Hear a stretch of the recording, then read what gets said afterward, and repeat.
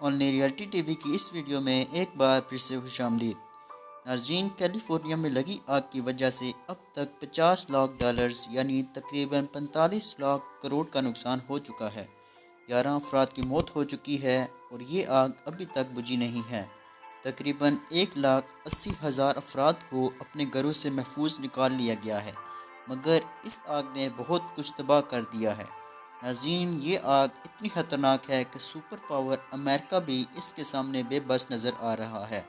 7 جنوری کی صبح تقریباً 10:30 پر کیلیفورنیا کے پیسیفک پیلس علاقے کے جنگل میں اچانک آگ لگی تھی، جس نے تقریباً 2900 ایکڑ کا رقبہ جلا ڈالا۔ اگلے 80 گھنٹوں یعنی 3 دنوں میں یہ آگ مزید علاقوں تک پھیل گئی، جن میں ہرسٹ، ایٹن، لیڈیا اور سن سیٹ ایریا شامل ہے۔ رائٹرز کے مطابق لاس اینجلس میں لگی آگ کی وجہ سے تک $50 ارب کا نقصان ہو چکا ہے۔ آگ پر قابو پانے کے لیے مسلسل ہیلی کاپٹرز کی مدد لی جا رہی ہے۔ کیلیفورنیا کی اس آگ نے امریکہ کو ہلا کر رکھ دیا ہے۔ ناظرین، اب 2 بڑے سوالات سامنے آتے ہیں۔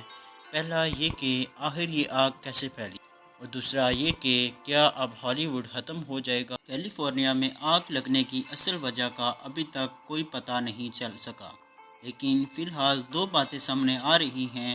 پہلی بات یہ کہ جنگلوں میں کیمپنگ یا کسی ایکٹیویٹی کے دوران کسی شخص نے آگ لگا دی، جو پھر جنگلوں میں پھیل گئی، اور دوسری بات یہ کہ کیلیفورنیا کے جنگلوں میں بجلی کے تاروں کا جال پھیلا ہوا ہے، اور ایسے میں خشک درختوں نے ان تاروں سے آگ پکڑ لی ہوگی۔ لاس اینجلس میں 2022 اور 2023 میں زیادہ بارش اور سردی ہوئی تھی، جس کی وجہ سے جنگلوں میں درخت اور جھاڑیاں زیادہ ہو گئی تھیں۔ پھر 2024 میں بارش کم ہوئی اور درخت سوکھ گئے، اور ان خشک جھاڑیوں نے آگ پکڑنے کا موقع فراہم کیا۔ جنگلوں میں چیڑ کے درخت بھی ہیں جن کے پتے فوراً آگ پکڑ لیتے ہیں۔ کیلیفورنیا سے تقریباً 200 میل دور گریٹ بیسن ریگستان ہے، جہاں اکتوبر اور جنوری کے دوران ایئر پریشر زیادہ ہو جاتا ہے، جس سے گرم اور کم نمی والی ہوائیں سیاہ نوڈا پہاڑوں تک پہنچتی ہیں، اور یہ تیز ہوائیں دگنی رفتار کے ساتھ کیلیفورنیا میں پہنچتی ہیں اور آگ کو مزید بڑھا دیتی ہیں۔ اس کے علاوہ کلائمیٹ چینج کو بھی ایک بڑی وجہ بتایا جا رہا ہے۔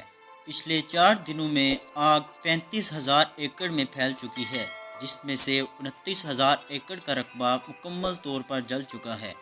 10,000 سے زائد گھروں کو نقصان پہنچا ہے۔ لاس اینجلس کاؤنٹی شریف ڈپارٹمنٹ نے تقریباً 4 لاکھ افراد کو اپنے گھروں سے نکلنے کا الرٹ دیا ہے، اور تقریباً 3 لاکھ افراد بغیر بجلی کے رہ رہے ہیں۔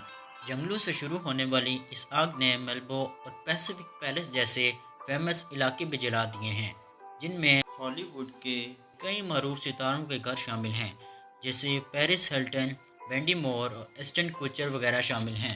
بات اگر انڈیا کی کریں تو نورا فتح اور پرینکا چوپڑا کی گھر بھی ان میں شامل ہیں۔ دوستو، آپ سوچئے کہ کیلیفورنیا کی آگ ہالی ووڈ ہل تک پہنچ چکی ہے، جو امریکی فلم انڈسٹری کی پہچان ہے۔